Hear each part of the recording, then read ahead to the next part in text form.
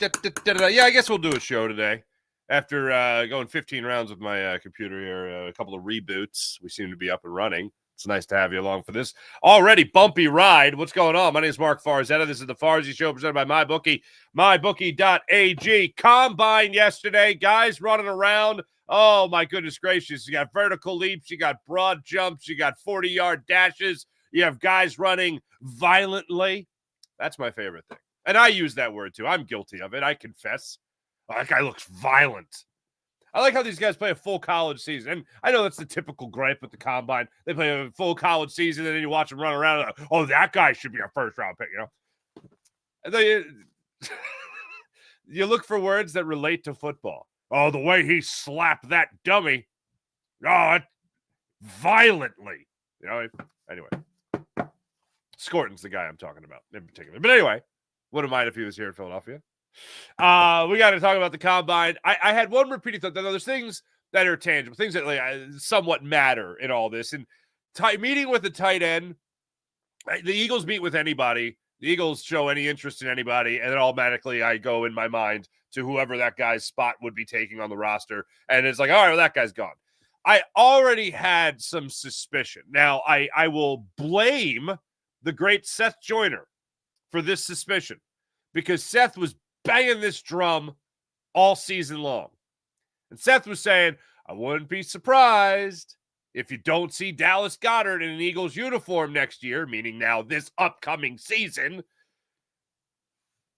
And I thought, well, the Eagles, fortunately, because I love Zach Ertz when he was here in Philadelphia, love him as a man, too, for all the work he does in the community, still here in Philadelphia. But, you know, the writing was on the wall. They had drafted Dallas Goedert. Zach Ertz was getting up there. He had some injury problems. Next thing you know, he finds himself in the Arizona Cardinals uniform. Then next thing you know, he finds himself in a Commanders uniform. But anyway, this is the nature of the business. This is the nature of the beast. So it's not out of the realm of possibility. And the Eagles have done a great job in terms of having that tight end turnover. We talked about it yesterday. I think it was Sean Kilray in our chat talking about 30 years of Trey Thomas to Jason Peters to now Jordan Mailata. Well, Jordan Mailata's career could be over when it's over, yeah. But it's incredible when he plays through his contract. 30 years of these guys protecting the blind side, other than Michael Vick, of your quarterback. Because Michael Vick, of course, was left-handed. But anyway, it's amazing. So they've done a great job at the left tackle position. They've done a wonderful job at the tight end position. And when you think about it, even in the running back room, true, no one is Saquon Barkley other than Saquon Barkley. But you think about Brian Westbrook to LaShawn McCoy and then having fill-in guys, essentially. And then winning a Super Bowl with Jay Ajayi. Like, they always had someone at least that has been good at the running back position. And I think the offensive line has certainly had a lot to do with that. But the tight end spot they've done an amazing job with it. So who's next? Grant Calcaterra? He's got the history with Jalen Hurts. Jalen Hurts has been very encouraging of him. He played all 17 games last year in the regular season. Stepped up in the time that Dallas Goedert was out. Dallas Goedert obviously has had his own injury issues. We'll get into the specifics of that in a second. But the Eagles have done a phenomenal job of just passing the baton from one productive tight end to another. Now, I always like to just, for shock value, just reference L.J. Smith. Let's just start there for a second. And I was not an L.J. Smith fan, but I just like to mention that name. But Brent Selleck was the first that I remember coming up being like, this guy, oh, he's going to get it. He's going to be the guy that the Eagles are going to depend on at the tight end position. Then you go Brent Selleck. Then you go from Brent Selleck to Zach Ertz. Then from Zach Ertz, you go to Dallas Goedert. Who will be the next guy? And the reason I talk about the tight end is because the Eagles met with a tight end yesterday at the Combine. Gunnar Helm out of Texas runs at 6'5", 250 pounds. Good hands, very athletic, ability to block. These are all things that you know about Dallas Goedert that he could do. He is a top 4 tight end in the NFL draft. Could they be eyeing the replacement of Dallas Goedert? If it's not Grant Calcaterra, who will it be? They also met with a few other tight ends. We'll get to those names in a second. They also met with somebody that is, here's another one you're going to be hearing a lot of, hybrid safety, hybrid nickel. Again, it goes hand in hand with what are really word for word, letter for letter with what Vic Fangio was talking about in training camp. Now, this is obvious to some people, but when you hear the person that's going to be coaching these players acknowledge it, kind of carries a little bit more weight. So you've heard about James Bradbury last year trying to go from, again, in Vic Fangio's minds, these are different positions, corner to nickel. It's easier if you've been a safety or been a nickel to go to safety, or be a safety and go to nickel, because you got to play that physical role. Well, the Eagles were meeting with some people yesterday that certainly fill out that physical role, and then certainly fill out the idea of possibly being a safety or a nickel. Now, that goes into our conversation yesterday. What do you do with Cooper DeJean? If it was up to you, would you bounce Cooper DeJean to the outside, or would you keep him on the inside? The Eagles yesterday at the Combine, meeting with Andrew Makuba out of the Congo, by the way, by way of Clemson to Texas, so teammates with Helm. It was just depth, certainly. But he has been one of those guys that people have talked about leading up to the Combine as a hybrid player that can play on the inside if you need him to be a nickel, and can also be a safety. The Eagles are going to talk to a lot of people. All right, they talk to a lot of people every year, whether it's going to the Senior Bowl, whether it's going to the Combine, whether it's the individual visitations, 30-second pick. We'll see who comes to Philadelphia in terms of those individual visitations.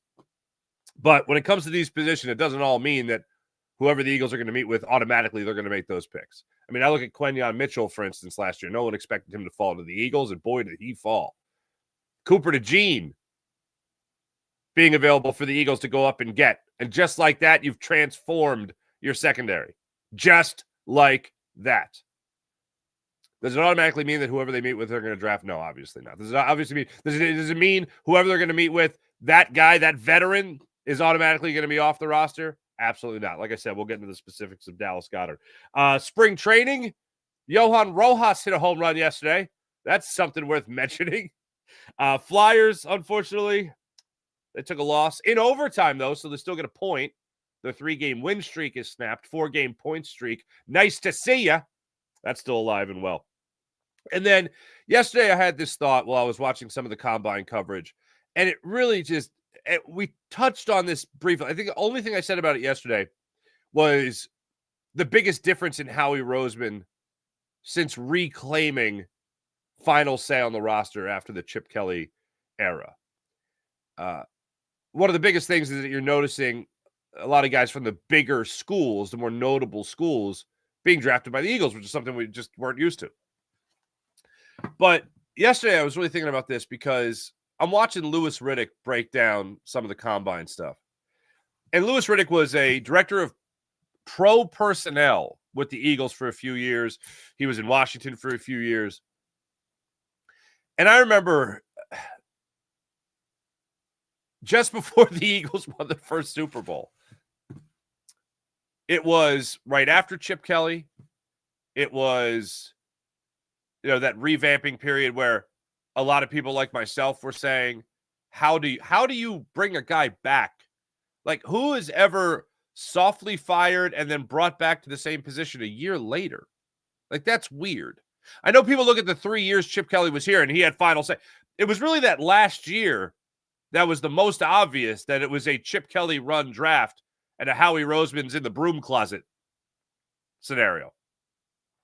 So one of the things I think you could talk about during that transitional period back to Howie Roseman was who else could take over as a GM. And Louis Riddick was one of the guys that a lot of people were banging the drum for. And then even though the Eagles had won a Super Bowl a year earlier, the Justin Jefferson, Jalen Reagor draft brought back the conversation of that 1 year was a fluke. Howie needs to go. Louis Riddick needs to go. And Louis Riddick was the guy that everyone was banging the drum for to take over for Howie Roseman. And that was after a Super Bowl. And that was because of the Justin Jefferson, Jalen Reagor thing, which I kind of get the frustration. I was frustrated. I was one of the many people. I'm sure you were one of them as well. That we're talking all about, how do you make this mistake? What are you doing?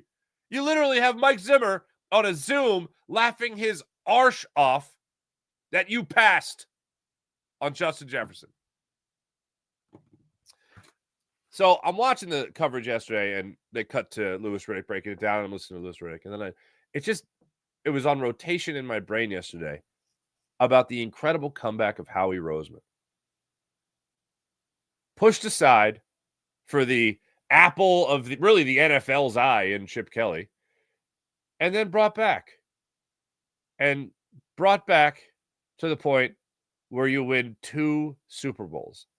The first 2 Super Bowls in the franchise's history. This is insane. And what's the biggest feather in Howie Roseman's cap is that he hired one coach and drafted one quarterback that got you through 13 games that season. I think it was 13, yeah. And then that quarterback goes down, a backup that you brought back and originally were in on drafting wins you that Super Bowl. And you do it with one of the deepest rosters in the history of the NFL. Then you get back to it with a different head coach and a different quarterback. You lose. And then you get back to it with that same coach, that same quarterback, and you win with an incredible roster that you put together. The fact that you have done it with 2 different coaches, 2 different quarterbacks, is insane. Absolutely insane. And here I am watching Louis Riddick yesterday going, this is the guy.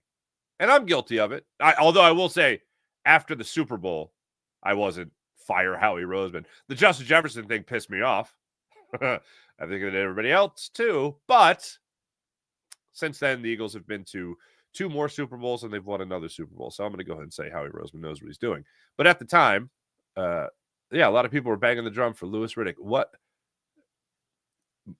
How amazing how 2 more Super Bowl appearances and 1 more Super Bowl ring, 1 more parade can really change people's minds back to this is how we do it.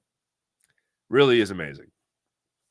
That's where my mind was wandering when I wasn't concentrating on a guy running a 4.47, which actually that happened yesterday. Pretty incredible.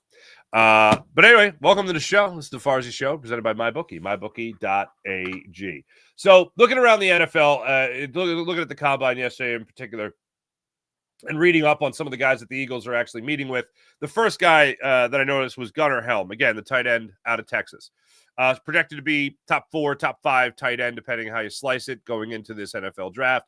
And once they meet with a tight end, you have the speculation about possibly Dallas Goedert, this being his final year. Now, Dallas Goedert's numbers, it's important to know. Cap hit of $12 million this season.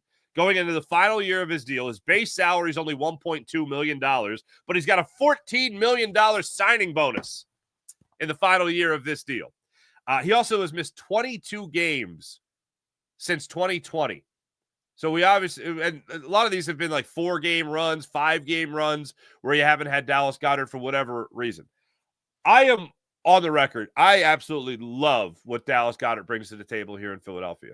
And I tell you guys all the time, whenever he does miss time. Now, it didn't happen this year because you had Saquon Barkley and you had this offensive line playing at an extremely high level. But in years past, you would hear guys talk about if Dallas Goedert's not playing, that means you just take some of that playbook and you just go, all right, throw out those run plays because you don't have Dallas Goedert blocking. That one too. But it was true. He's one of the best blocking tight ends the Eagles have ever had. So when you replace Dallas Goedert, you don't just think about a guy that could take a football 67 yards on a little rub route over the middle. You can't just take that into consideration. You also have to take into consideration what he can do for your run game. 30 years old. Obviously, you're going to be the wrong side of 30, as we all know, that old cliche. But you're replacing a lot if you're replacing Dallas Goedert. For the record, I am not doing anything drastic with Dallas Goedert. I'm not re-signing him to a long-term deal. I'm not releasing him. Dallas Goedert will be on the Eagles in 2025. For the 2025 season, you will see Dallas Goedert lining up at tight end. Grant Calcaterra will also be here. I would love to see more depth at that position because of the unfortunate factor that Dallas Goedert seems to miss a lot of time. But when you talk about talent and when you talk about when he's on the football field, how much better your offense can be. With Saquon Barkley coming off the season that he's had, and I rattled these numbers off to you guys the other day, but 482 touches, I believe it was this year, regular season and playoffs. 482 touches for your man Saquon Barkley. You're going to need everybody still clicking on all cylinders. Consider me a worrywart. If I have an offseason concern about anybody on this team, it's Saquon Barkley. And I know that might be bonkers after the season he had, but I have to consider the workload he's had. And the guy that's chirping, the name that is in the back of my head when it comes to workload as a running back is DeMarco Murray, who had 420 carries. Good God. I think it was 420 touches, as a matter of fact, for the Cowboys that year before Chip Kelly went banana sandwich and brought him here where he was terrible. And just that he was cooked. Now, Saquon Barkley, one of the big things I go to is a split that Pro Football Focus always keys in on. And it's yards before touch. He doesn't get touched. So that helps. He's just running sprints, basically, a lot of the time, which is great. But 482 touches, regular season and playoffs, that's a hefty workload. On the positive side of that, again, 2,800 yards for Saquon Barkley with 20 touchdowns. I bring that up because I still think even with a dominant offensive line, Mekhi Becton goes. If you move on from Dallas Goedert, which, again, I don't see happening, those are two guys that I really trust getting in the way of people before they touch Saquon Barkley. I try not to be afraid of numbers, but I try to respect the situation. 482 touches is a number that definitely raises your eyebrows a little bit. How many running backs could do this again? Put the offensive line in front of him, bring back Mekhi Becton, Dallas Goedert still here. Oh, Saquon Barkley could have a pretty good chance of doing that. And then you also get into other aspects of it. If you're trying to save Saquon Barkley a little bit from last year to this year, do you see an uptick of throws from Jalen Hurts? My point throughout last year was I have no concern about Jalen Hurts. I don't think about him losing the Eagles a Super Bowl. This is before he actually won the Super Bowl. I don't think about him. Oh, he's got to make a clutch throw. Oh, intercepted. Oh, this is terrible. No, not a concern. He was shifting to one of the most, and now the most dominant forces of the 2024-2025 NFL season. Saquon Barkley behind this offensive line. I'm fine with it. Completion percentage, career high, matching career high in yards per attempt this season, matching a career high in in passer rating. I had no concerns about Jalen Hurts, especially once he finally corrected the awful turnover run that he was on. I think I counted 30 turnovers in 22 games. Before about week 5 is when he started to turn the tide of that. So that was all great. But will you see more production? My gripe last season was, I know it's great to use Saquon Barkley as much as you are, but do you ever want to be last in passing in the NFL in terms of production, passing attempts? Because I think you also want to spell Saquon a little bit. So that is a concern, something I'm going to respect going. Am I terrified of it? No. Does it mean the Eagles are going to have a horrible year and Saquon's not going to have a great year in the upcoming season? No, absolutely not. But it's something that I at least will respect. Something I'll respect. But the point overall being, back to the tight end spot, I'd like to have Mekhi Becton back next year. I still think Tyler Steen can play, but I know Mekhi Becton can play at an extremely high level. I'd love to have Dallas Goedert back next year. I think you're going to have Dallas Goedert back next year. I don't think you're going to see any reworked deal. I don't think you're going to see a contract extension. I think the Eagles, again, going back to Howie Roseman's point of, Tuesday he addressed the media? When he talked about you got to take from one area to add to another. Well, yeah, maybe guys that would get reworked or guys that would get extensions, I should say, aren't going to get those extensions just yet, because they want to make sure that Zach Bond is in the middle of that defense again for the upcoming season. Other tight ends that the Eagles, by the way, met with the kid out of Clemson, Brigingstool, met with Oregon's Terrence Ferguson, Nebraska's Thomas Fedone. So, yeah, there seems to be interest in the tight end position. The other name that I found was interesting, and I was reading about this yesterday, again, is Andrew Makuba. Played 3 years at Clemson, I believe it was, 1 year at Texas. Safety, nickel, hybrid.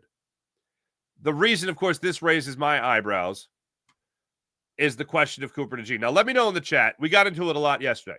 What are you doing? Keep Cooper DeJean inside, move him to the outside. Figure Darius Slay's not here. Do you move him to the outside? Do you then have Eli Rogers outside taking over for Darius Slay? Do you have Keely Ringo taking over for Darius Slay? Are you drafting the replacement? Are you signing a free agent? What's the decision you're going to make when it comes to Cooper DeJean and where he plays? I'm of the school, pretty damn good as a rookie on the inside. I think he can handle the outside, but he's great on the inside. I know that. Let's stick with that. In case of emergency, break glass and move him to the outside. But as of right now, I ain't changing anything. He's staying. So that means who's going to be playing on the outside? Who's the other Quenya Mitchell in this scenario? I tend to root for guys that have been here. I'd love to see Keely Ringo get another shot at that. He didn't have a phenomenal year by any means, but he rarely got the opportunity. So I'd love to see him get that shot. It was interesting. Earlier in the season, you saw Keely Ringo, for instance, in Brazil.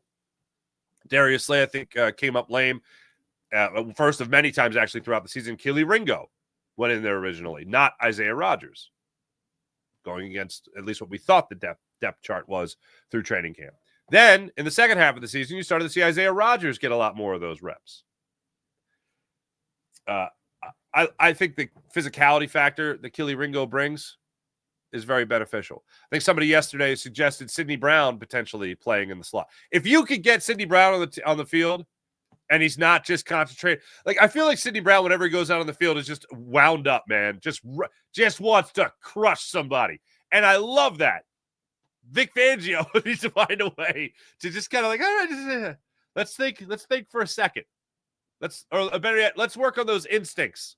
So you know when he can absolutely let it fly and throw a shoulder through somebody's torso. But if you could get that kind of physicality harnessed a little bit, then yeah, by all means.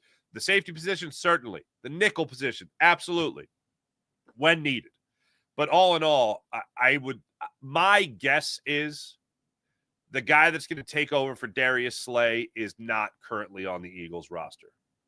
The Eagles could certainly, I don't put it anywhere outside the realm of possibility that the Eagles are still looking at Isaiah Rogers or Keely Ringo as the guys that will take over that spot. But if I had to bet, I am leaning towards 65, 70%. The guy that's going to take over for Darius Slay is not currently on the Eagles roster. With that being said, watch in the next month it come out that the Eagles signed Darius Slay to a contract extension. I don't think that's happening. I don't know anyone that wants that to happen, by the way. I feel like once Darius Slay says, oh, yeah, I know I'm not back next year. Like, I want to play one more year, but it probably won't be here. Once he says that, it's like, yeah, he's probably not going to be back next year. So what do you do there? Also, the thing I do love about this Makuba kid out of Clemson, well, Texas by way of Clemson, is he does seem to have really good instincts. Just popping in some highlights of him. Like, he really reads the quarterback's eyes well. He's also not afraid to step up to that line of scrimmage at all. I mean, you talk about a guy being a hybrid. It seems like an obvious thing you could say.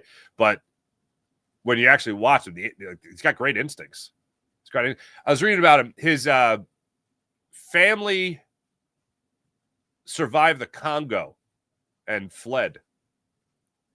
Like, when you got that in your bones, that's a much more serious thing than football, obviously. But you know you ain't going. Like, here's why I always kept faith in Nakobe Dean.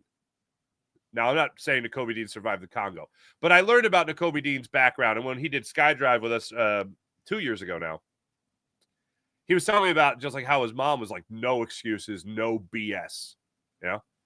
And you can't have it easy when you got a mom like that.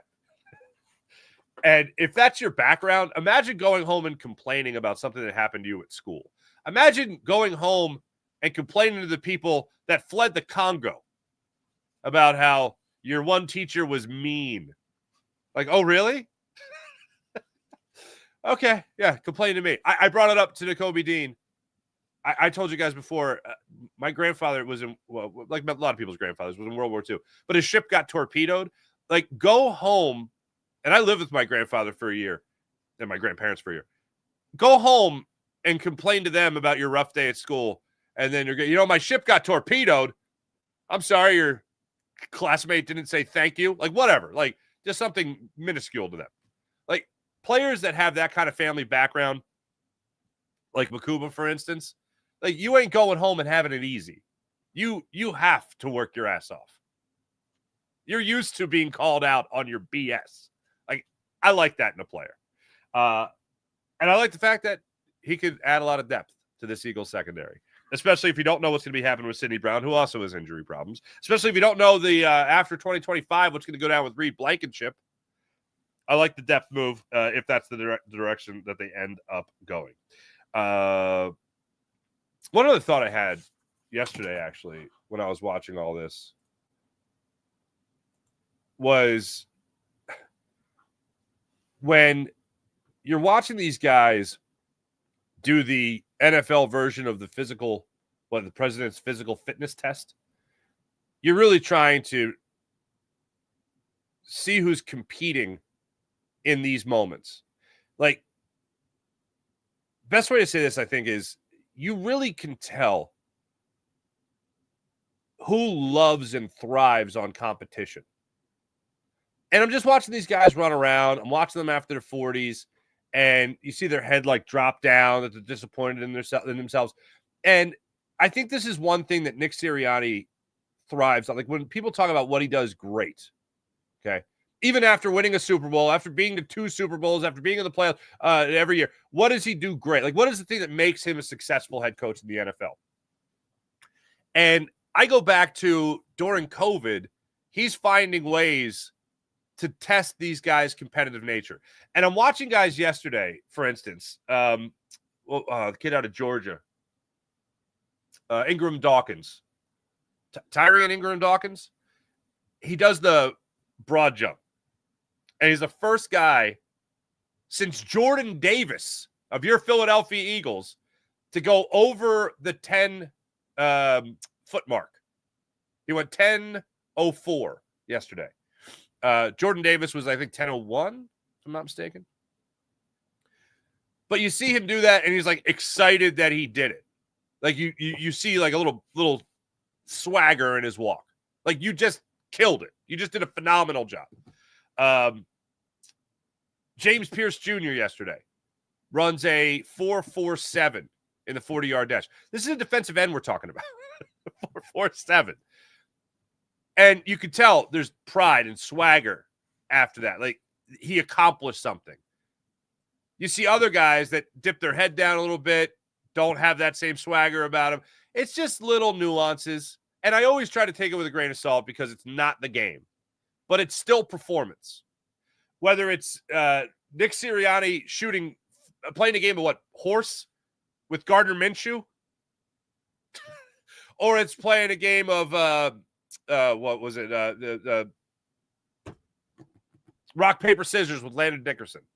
It's just testing guys' competitive nature. And I know Nick says it throughout the year, his principles of, what he looks for in a player and what he wants to have in his team as far as the character and the relationships and the accountability and the competition.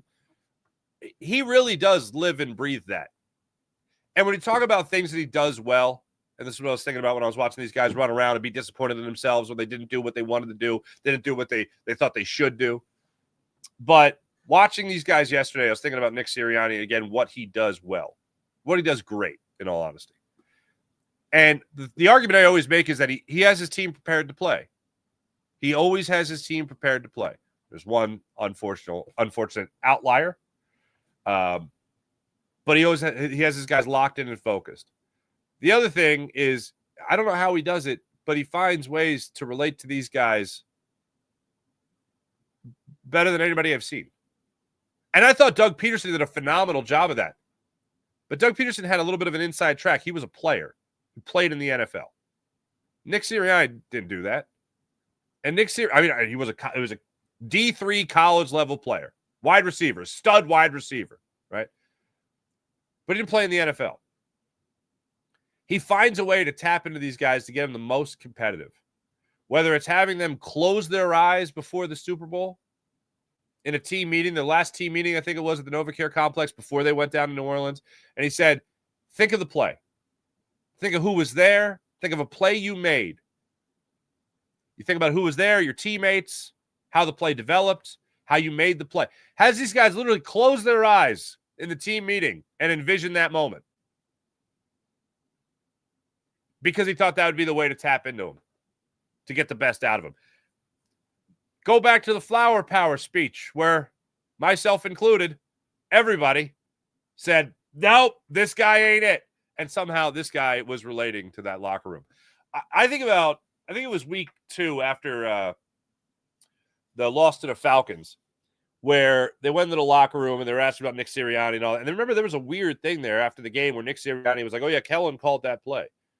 Like, it was just odd, the play to Saquon Barkley. It was just odd to hear a coach say that when usually they just take it on the chin and just say, oh, yeah, that was on me. We liked what we saw there, and blah, blah. We didn't get that. So that led to some criticism. The decision to do what they did there led to some criticism. Because either way, Nick Sirianni, I'm sure, is still in on what they're going to do in that situation as a quote-unquote offensive-minded head coach. But he took some flack for that. And then you go into the locker room, and Chauncey Gardner-Johnson, a guy who is not afraid to be critical, is talking about how much he loves Nick Sirianni. A guy like Saquon Barkley comes to Philadelphia, and he's like a pull-string toy. It's every time you hear him talk, he's like, well, you can't be great without the greatness of others. And he got that from his head coach. Like, right away. Saquon Barkley is taking to what Nick Sirianni is preaching. Like, there's something he does where he finds that competitive nature, and he just fuels it. He finds the right button to push.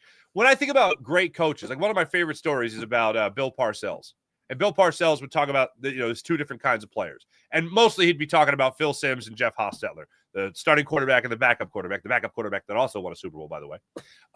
But about how you coach those 2 players.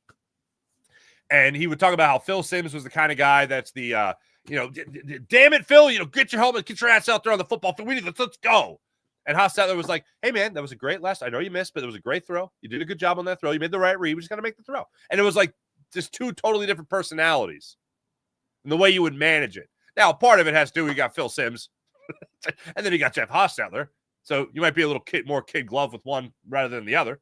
But he just knew those are the types of ways you had to coach those 2 different players. And he had different players like that throughout his career, throughout his coaching career, no matter where he was.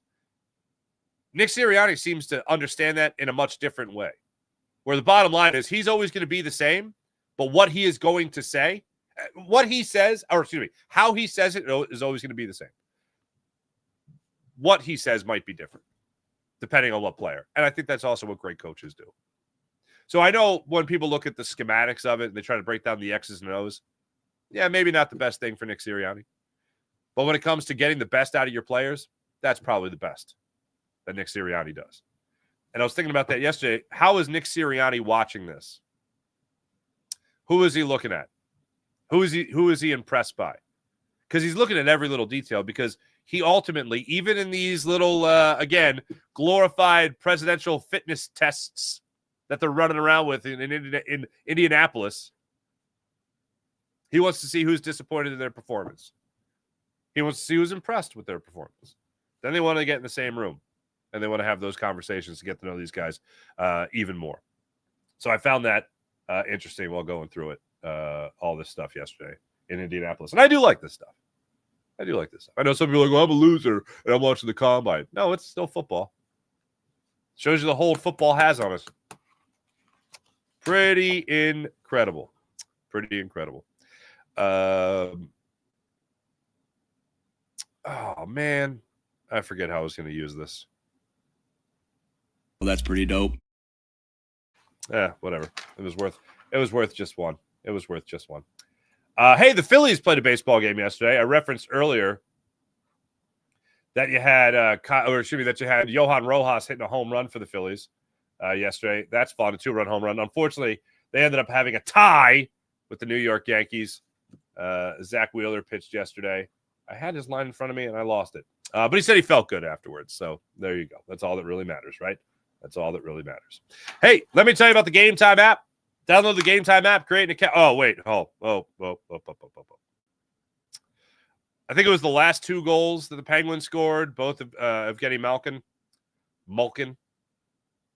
Flyers lost in overtime to the Pittsburgh Penguins. They split their regular season series. So they lost. But they got a point because they lost in overtime. Sixers. Hey, congratulations, Philadelphia. We didn't have to watch the Sixers last night. We don't have to watch the Sixers tonight. But they are playing again tomorrow night. The Sixers, by the way, 8:30 start time against the Golden State Warriors. You want to know something that's fun? I'll tell you something that's fun. The Golden State Warriors, Steph Curry, dropped 56 points last night against the Orlando Magic in a 121-115 victory. So there's something about February 7th. This is February 27th. There is something about this date that makes him go off. And it's like he scores 40, 50 points on this night for the last 3 times, or 3 times in his career he's gone off on this particular night. Steph Curry, 56 points last night. He was 16 of 25 shooting. He was 12 of 19 from beyond the arc. And he was a perfect 12 for 12 from the free throw line. Jimmy Butler had 5 points in 32 minutes played, but he had 7 assists. So anyway, that's who's coming to town. Good times. Steph Curry had I believe it was a 20-point third quarter. That was a 40-point third quarter overall for Golden State. They asked Golden State, they're asking players and coaches after the game, hey, so other than Steph Curry, what worked? And they're like, Steph Curry worked. That's what worked. That's the only thing that worked. He had 56 points. So anyway, that's who the Sixers got coming up next. Dear God. That game is in South Philly, by the way. Home court advantage. All right, now let me tell you about the Game Time. Hey, you want to go see Steph Curry in South Philly? Game Time app has you covered. Download the Game Time app, create an account, use promo code Farzy. Get $20 off your first purchase on the Game Time app. Want to go to the game, the concert, the comedy show? Game Time app has you covered. You can also view the seats vantage point. You can see the seats vantage point before you buy, so you know exactly what you're buying. You take the guesswork out of buying tickets.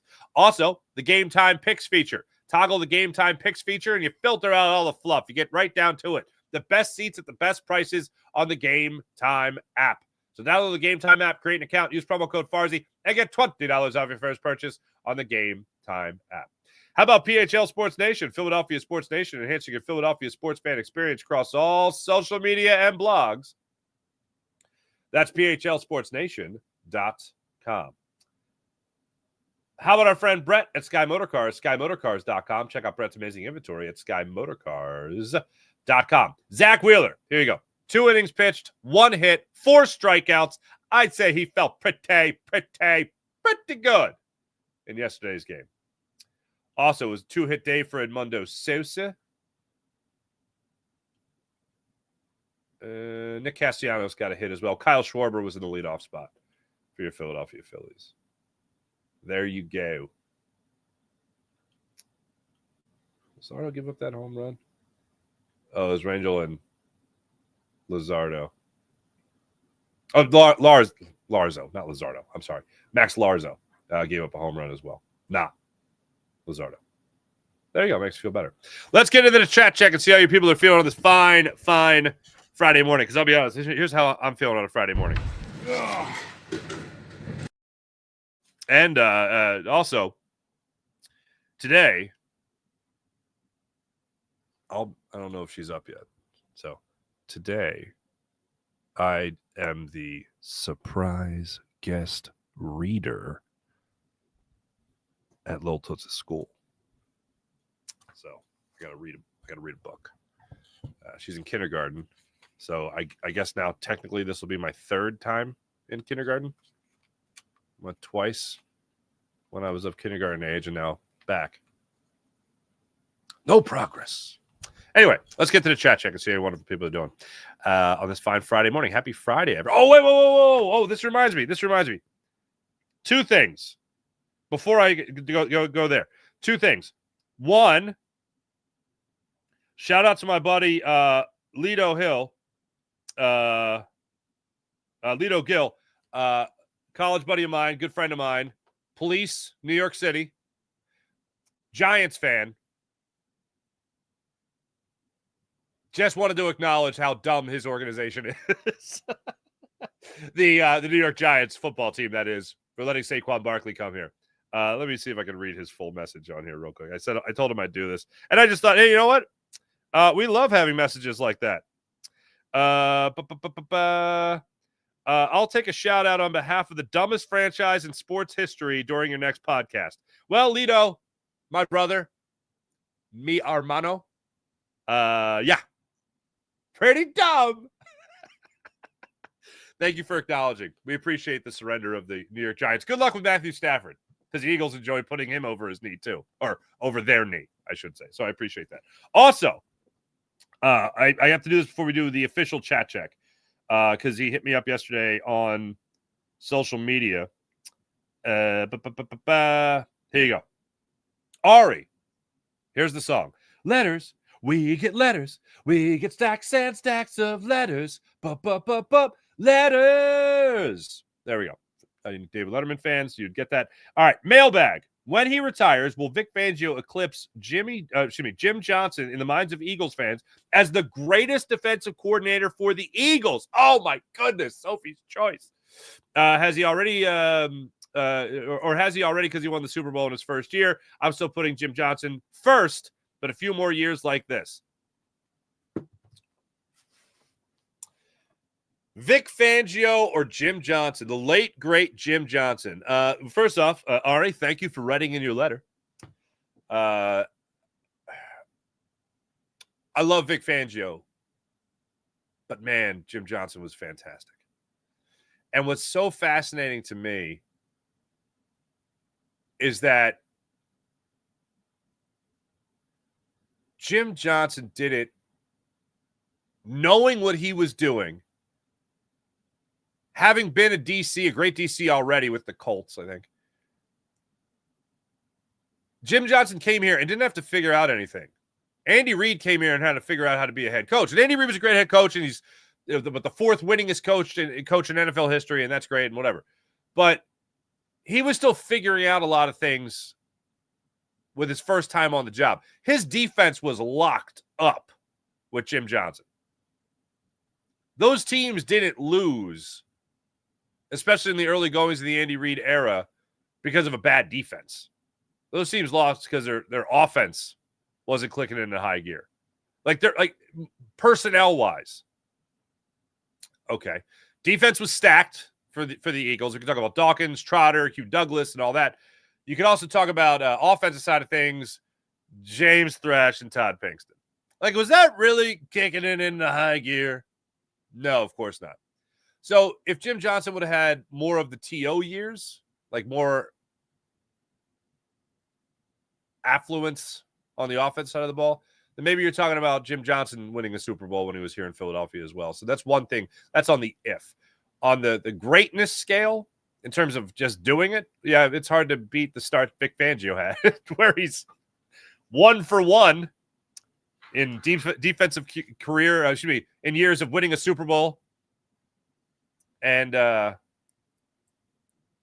years of being here, 1 for 1.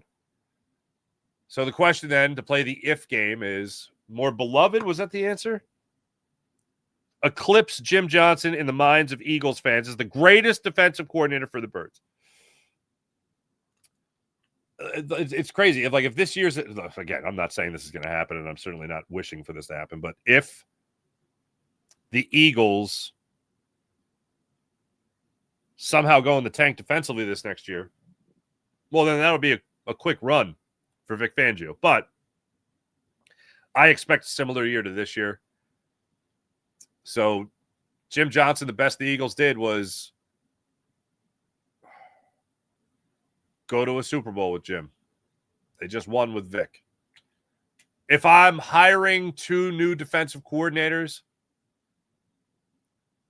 or if I'm hiring a new defensive coordinator and those are the guys I'm interviewing, I'm hiring Jim Johnson. But in terms of eclipse, it's hard to greatness and all that. I'm going to take Jim Johnson. I'm sticking with Jim. Vic Fangio reached for comment. Ugh. Okay, fine. Thank you. All right, I'll have a meatball. Fine. I'm sticking with Jim. Who are you taking? Vic Fangio, Jim Johnson. Again, a Sophie's Choice situation. Hey, Paul Schaefer and the CBS Orchestra. Let's close the mailbag. Mailbag.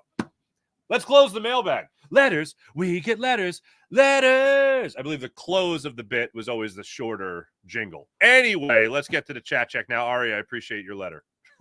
Your hard copy letter. All right. Underwear Olympics. Okay. Oh, the combine. Yes, of course. Jason, thank you. Thank you, JD3. Jason A. Hello.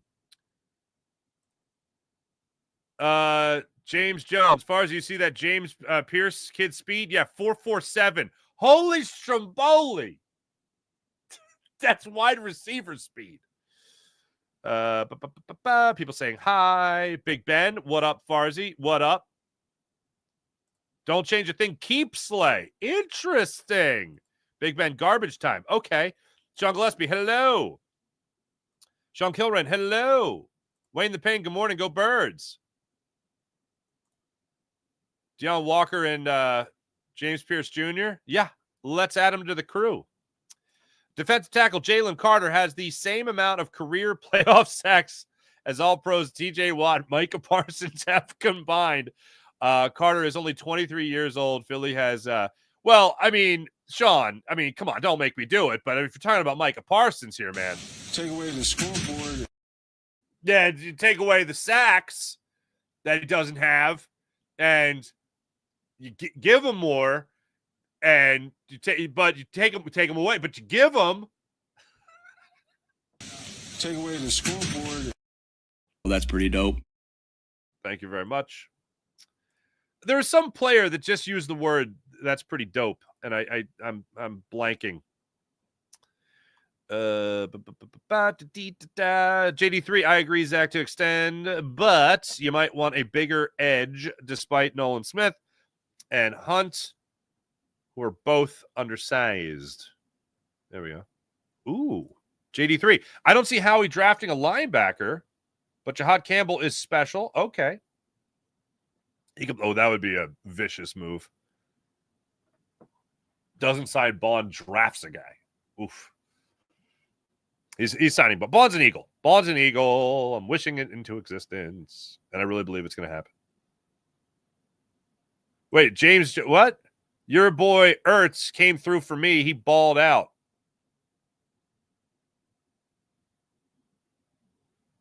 How? When? Are you? Game-winning touchdown in the Super Bowl kind of helps. Tight end is a no-brainer, says Slagger57. Yeah, I'd say tight end is a pretty safe bet as well. Ringo did get hurt. Thank you, Big Ben. Slagger57, DeJean is too valuable for the people on the podcast. That's a capital T-O-O. Too valuable in the slot, which is actually a harder position to play than outside corner in this defense to move out. Okay, I think that's the end of it. Yeah, you and I are on the same page. Keep him there. I'm not moving him. Wow. 2022 quarterbacks will be gone in 2025. Maddox, Slay, Bradbury. Wow. Open up the cap for Bond. Well, I'll tell you this much. If they keep Maddox around, how about Maddox making himself a nice play in the Super Bowl, too? He actually made 2 big plays in the playoffs.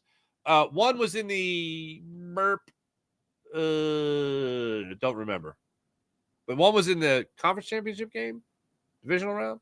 And then broke up a key play there in the Super Bowl. Daz, dude, I'm jacked up for this draft. That's great. Oh, Sean Kilrain's out on Michael Williams. Wants to play for the Cowboys. Saw that in an article. Get him out of here. They don't care about the scoreboard there. Sorry, but underwear Olympics are overrated. Yeah, you just got to watch it. It's a great assault. Didn't play a whole college season. All the tapes out there, but it's like, let me just see if this guy can run fast. Yep, he can run fast. You're giving everybody a baseline is what you're doing. Ooh, what's up, Farzi? Who is your surprise NFC team for the 2025 season? DJ, a.k.a. Mr. Sandman. I'm going to go with the Eagles. No, I'm going to go with the Eagles. They're going to surprise people with back-to-back Super Bowls. No, I haven't thought about the Cal. I haven't thought about, like, nothing's in place that could be played. Like, the Rams were one of the hottest teams at the end of the season last year because they finally got healthy, but Matthew Stafford looks like he's either going to be Raider or likely a Giant. The Giants are supposed to look at him as their number one priority in the offseason. I don't know. Wait, hold on a second. Daz, read the kids Rich Dad, Poor Dad. All right. Sean Gillespie, expert on kindergarten by now, Farzi. I am. I perfected it. Yes, my dad. Hey, Dad, why did I repeat kindergarten? Oh, you wanted to play too much. And then he asked my mom, hey, Mom, why did I repeat kindergarten? My mom goes, well, you were young. We started you really young in school, and you weren't old enough to go to the next grade. It's like, yeah, but you knew how old I was, right? Like, you had my birth certificate and everything. Like, you had been to my birthday party. You knew how old I was. Well, you just see that you had trouble concentrating. Me? No way. I actually just had a wonderful conversation with a nice lady at Target the other day. Not Target, Costco. Long story short, I was returning something, and I'd never done it before, so I didn't know the process. And apparently I nailed it. And the lady goes, oh, you're doing great. I told her, I was like, hey, I've never done this before, so I don't know what you got to do. She's like, oh, just give me this, whatever. And I did it. I go, look at that. You'd never know I repeated kindergarten. And the lady looks at me, around my same age, and she goes, oh, my God, I repeated kindergarten. And I go, look at us. Look at us doing great. And she goes, I haven't thought about that in years. And I go, I think about it every day. It's actually a crutch of mine. Like, I just can't get over it. She goes, really? I go, no, not at all. Anyway, have a great day. But we're doing it. We're killing it. Us repeat kindergartners. Timothy B. What's going on, Timothy B? Nice to see you. Tate Jeffries, enjoy the donuts, Farzi. I don't even think I get donuts, man. I think it's a 15-minute hit. I'm out. I'm on a tight time. A tight 15. Boop. Very good chance we see Mike Green. Mike Green, interesting. James Pierce. Oh, God. I just said his name. Skirtin. Jalen Walker and John Campbell all taken before 32. Gross. And this is one thing I don't see. I don't see Howie trading up. I don't see that happening. Daz, it's a book about economics. Okay.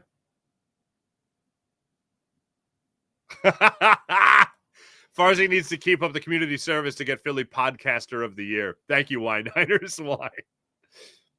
Oh, hey, Big Ben, repeat kindergarten. What's up, my brother? To hell with staying inside the lines. I make my own rules. There we go. Big Ben, I've been salty about repeating kindergarten for 40 years. I'll tell you the moment. If you've never heard me say the moment before, I remember we lived a brief period of my childhood in 2 years. My 1 year of preschool, I made it through that, no problem. 2 years of kindergarten were in Rochester, New York. Yeah, like my wife, a Slagger 57. You didn't go to kindergarten. My wife skipped kindergarten. She didn't need that. But I remember that I had my teacher at what was it? St. John of the Cross in Fairport, New York. We moved from Ambler up there, which was the other side of the world, you know. And I remember Mrs. Condon was my kindergarten teacher for both years. And she came over, and I'll never forget as long as I live. She had a little piece of cardboard, okay? And it had a picture of a shoe on it and had 2 little pieces of yarn. And you had to tie the shoelaces. That was one of the tests. And I remember we sat in a circle, and I was like, "Oh, she's coming to me. This is going to be a problem." And I remember she goes, "Okay, Mark, tie the laces." And I just was like, and I remember looking at it, and it looked like just 2 pieces of yarn were just thrown over her hand. You had to tie her hand in the laces. So I'll never forget the sound she made. And she was a sweetheart of a lady. And I'll never forget, she looks at it, and she takes her pencil. She has her little clipboard she's making grades on. She's just like, ugh, just like that. And as she walked away, I said, you forget about the scoreboard. No, I didn't say it. I said, I think I'll be seeing her next year. I remember thinking that as a little kid. And hey, second year of kindergarten, crushed it.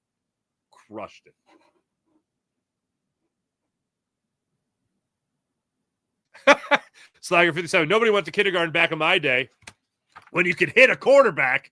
I love that. Oh, wait a minute. Danny Prado. I went from pre-kindergarten, then to kindergarten, 2 years of hell. Isn't it great that we have these moments? Isn't it great that we can all laugh about this? Big Ben traumatized. That's hilarious. Thanks everybody in the chat. You guys are wonderful as per usual. Morning Rush brought to you by Sky Motorcars, SkyMotorcars.com. Kind of did it already. Oh, I didn't say when the Flyers are playing again. Sixers are playing the Warriors tomorrow night. Flyers are back at it tomorrow night at 7 o'clock in Winnipeg as they take on the Jets, looking to bounce back from their 5-4 loss at the hands of the big meanies. Matvei Mishkov, by the way. Okay, Mishkov had 2 goals and an assist last night. That's pretty good. Yeah, he's pretty good at hockey. All right. Thanks for watching. Thanks for listening. I'll be on Locked On Sports Philadelphia tomorrow night after the Sixers and Warriors play. So make sure you guys catch me on Locked On Sports Philadelphia. Thanks for watching. Thanks for listening. My name is Mark Farzetta, repeat kindergartner. Be back with you guys tomorrow night after Sixers Warriors on Locked On Sports Philadelphia. Oh, Sean Kilrain, Jim Johnson all day. There we go. We're on the same page here. Have a great weekend if I don't see you Saturday night. My name is Mark Farzetta. Have a great rest of your day. Make sure you guys like and subscribe to the Farzy Show YouTube channel. Make sure you guys like and subscribe to the Locked On Sports Philadelphia YouTube channel. Make sure you guys like and subscribe to the Jacob Media YouTube channel. Appreciate you. See you Saturday. Bye.